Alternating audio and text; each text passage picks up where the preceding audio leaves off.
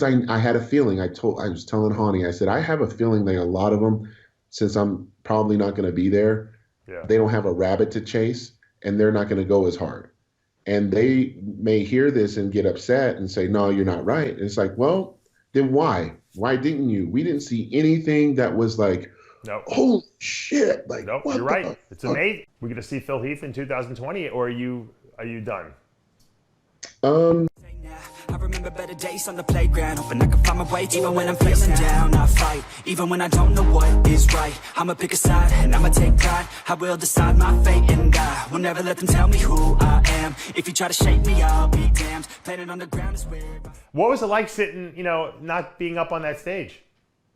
various emotions was going through, about 2 months out, I'm thinking, okay, you're not doing the show. So, how are you going to feel? And I started going through preliminary emotions like, oh man, this sucks. And then I realized, Phil, you haven't had a summer to yourself since 2007, dude. Take advantage of this time and be a normal cat that's training, that's eating, just like you would for a show, but you can actually go out, like you actually do stuff. So take advantage of this time. So the week of the show was when it started getting a little heavy, Yeah. because those it was funny because I was at Armbrust Pro Gym. So Dylan Armbrust, our trainer, was like, dude, you look like you could just step on stage today and actually not just compete, but like whoop their ass. And I go, I'm not even trying, bro. Like I'm not doing anything on protocol, nothing. You know what it is? Is that your body is running on autopilot and you're like you don't have control of it right now. Like it wants to do the show. Right. So also my emotions wanted to do the show. Hani and I would have a lot of conversations. I would have a lot of conversations with Cherie about it. And then I just realized like the day of the show, I'm like Hani was already in Vegas, obviously. Hani wanted me to fly out. Cherie was actually cool about it. She was like, if you want to just go out for a couple of days, I'll be fine. I said, you know what? I need to know what this feels like to be at home, and just watch it. So I watched it. We actually watched it. We went out to eat that night, the prejudging night. We went out to a restaurant, and here I am on my phone, Yeah, that's yeah. just like everybody else. And it Yeah. was cool because I got to feel like everybody else, like they're doing the same thing.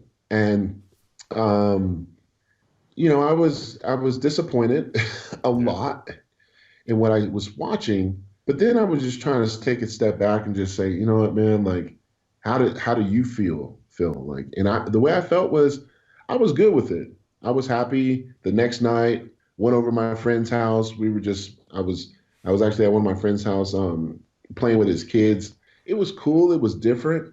I'm glad I can say I had that experience. Everybody since then is like, so what do you think of the show? Like, were you there? Like, why didn't you go? Like, and I will say this, everybody's usually programmed to just go, If I want to go, I'll go. But if I don't want to go, there's other things I could be attending to, family, business, etc. And I took advantage of that, and I'm happy with it. No, look, I can understand because I go every year like on autopilot too, and I had my daughter was just born. I didn't go. It was hard for me not to be there because even though I'm not on stage, I'm a guy who's reporting on it in this in the scene. So it was difficult not going. But I understand where you're coming from. But for your perspective, you had to look at the result and you had to think, hey, not only did I maybe miss out on an 8th title, but I lost out on a really big paycheck I could have gotten. Did that would have bothered me more than I think the fact that I didn't do the show, Right. And I think that's where like my mental and emotional intelligence had to play a role Yeah. because, the minute you commit to a show, when you're in that top 5, not only do you train for, oh, I'm going to be Mr. Olympia, you're training to get a fucking paycheck, dude. Yeah, absolutely. You're lying to everybody, including yourself, your family, and your fans, to say that I just do it just because I like to do it. Well, let's see you place last and see you say that. After placing top 3, you would not be saying that. You would feel like a failure, and you would definitely be pissed because of all the people, all the sponsors, everybody putting money and resources into you, and you fail. You would be very upset. So, and mind you, every time I've won the Olympia, And I say, isn't it amazing that we can make money for our families? Because this is a sport that we didn't think going into that we could even do that. I mean, but so therefore, Dave, when you remove that possibility out of your mind of competing, the $400,000 is not something that you worry about. I used to tell some of my friends at the gym, I'm like, have you guys realized what I've been doing this year? And they're like, no. I go, exactly. I've been working. So who's to say that I didn't already make that same money without right.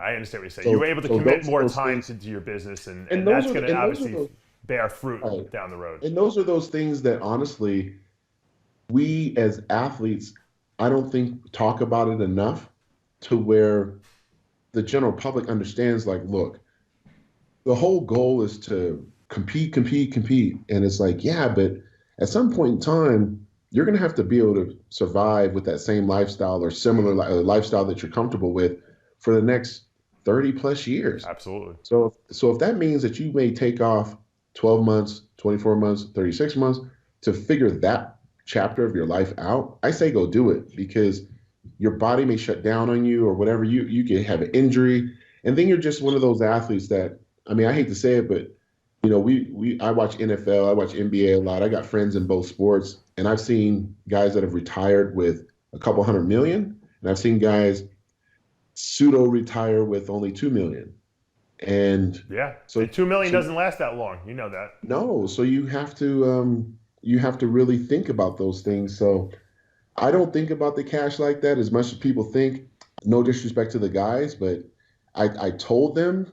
I said it on I think it was MD. I said, you guys need to train your asses off. And I did a call to action to all the athletes, because I had a feeling. I was telling Hani, I said, I have a feeling that a lot of them, since I'm probably not going to be there, they don't have a rabbit to chase, and they're not going to go as hard.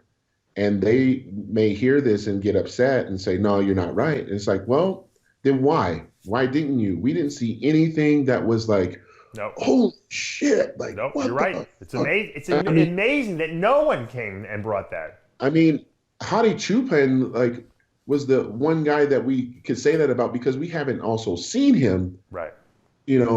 And with him weighing only 217, 218, I mean, that was shock value for myself, because I didn't watch a Vancouver show. I saw pictures and stuff, but it's the Olympia. I never really look at other contests other than the Olympia, because it's a bigger stage, different lighting, all that shit. But I look at it as an opportunity missed on between Open and 212. I think there was a lot of people that, really missed their mark. I think Classic and Men's Physique, they all nailed it. But for Open, oh man, I don't know, man.